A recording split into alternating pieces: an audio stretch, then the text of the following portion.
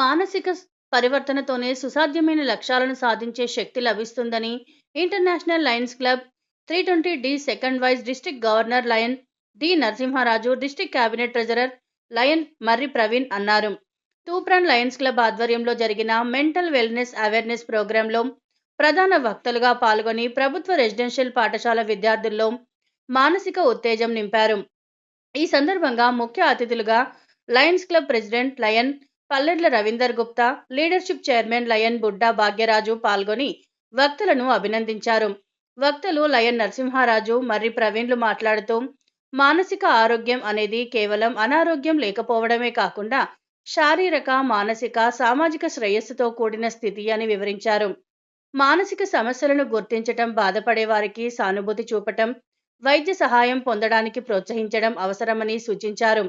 మానసిక ఆరోగ్యంపై అవగాహన పెంపు ద్వారా సమాజంలోని అపోహలు తొలగుతాయని అన్నారు. సహాయం తీసుకోవడం బలహీనత కాదు, అది ధైర్యం.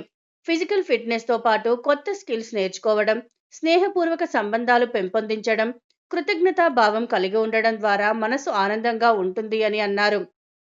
ప్రతి విద్యార్థి రోజు అద్దం ముందు నిలబడి నేనే విజేతను, నేను గొప్పవాడిని, నా లక్ష్యం సాధిస్తాను అని స్వీయ ధైర్యాన్ని పెంపొందించుకోవాలని సూచించారు. ఈ కార్యక్రమంలో Lion doctor Janakiram, CR, Lion Vanga Bhaskar రెడ్డిలు పాల్గొన్నారు.